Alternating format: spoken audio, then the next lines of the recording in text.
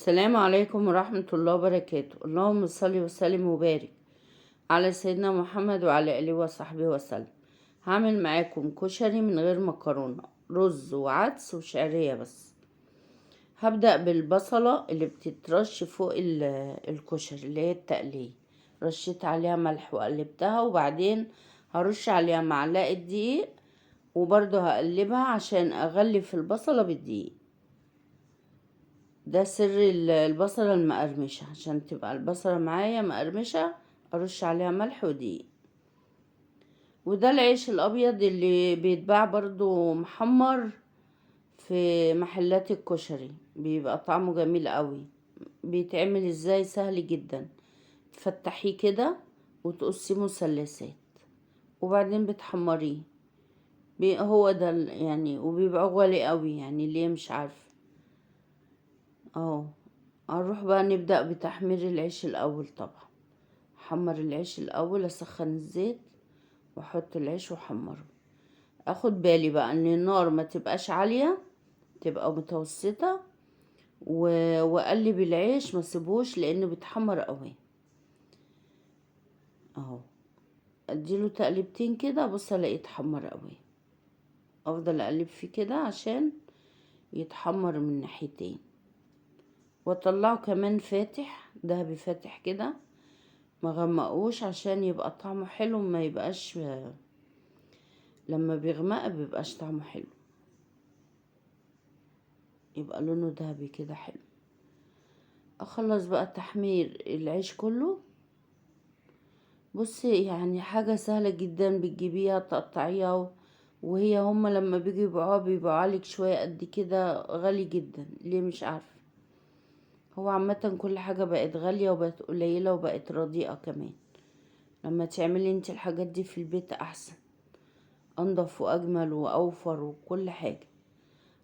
وكل حاجة هي بنقولك عليها تتعمل ازاي. هنعمل بقى التقلية. حطيتها برضو في الزيت، ودي بقى الصلصة المميزة بقى بتاع الكشري. طبعا برضو حطيت زيت، ولما سخن نزلت بمعلقة كبيرة توم مفروم.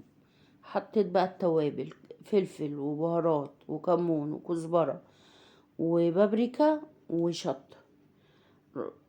وبعدين اروح مشوحة كل ده، وراح حط عليها الخل. هسيب الخل يغلي مع التومة، وبعدين اروح حاطة عصير الطماطم وملحاها كده. الحلة دي هيبقى فيها الصلصة والدقة والشطة، 3 حاجات في حلة واحدة. وهنا البصل بقى ارجع له تاني اهو، وبرضه اخد بالي منه وما اسيبوش وامشي عشان بيتحمر قوي. هنا بقى كان اتحمر خلاص اهو. معايا عملت كده انا التقلية اللي بتتحط فوق الكشري، وعملت العيش. وهنا كانت الصلصة خدت غلوتين، ما سيبهاش تتقل وتسبك قوي، عشان صلصة الكشري بتبقى خفيفة عن صلصة المكرونة. ودي الشعرية، انا حمرت الشعرية اهو برضو لوحدها. وهنا بقى الحلة دي اللي هعمل فيها الكشري، هعملهم في حلة واحدة. برضو شوية زيت او حتة سمنة، واشوح فيها بصلة مقطعة صغير. حطيت لها مرقة، واحط لها الملح، واحط لها بهارات وكمون، نص معلقة كده بهارات وكمون، بيدوا طعم جميل جدا للرز بتاع الكشري. شوحتهم اهو مع بعض، التوابل مع البصلة. بعد كده هحط المية، اسيب المية بقى دي تغلي. المية دي اللي هسلق فيها العدس. بعد ما غليت المية هحط العدس ده انا كنت منقياه وغسلاه ونقعاه ساعتين. بعد كده صفيته وشطفته وحطيته اهو عشان يتسلق. طبعا مش هياخد وقت السليق عشان هو كان منقوع. هسيبه بقى برضو لغاية لما يتسلق، يستوي يعني.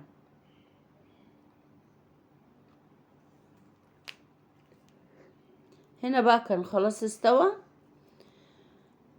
هحط بقى عليه الشعرية اللي انا حمرتها، دول 3 كوبايات شعرية، والعدس كان ربع كيلو. قلبت الشعرية مع العدس، بعدين حطيت لهم الرز. طبعا انا غسلاه ومصفياه، ودول 3 كوبايات رز.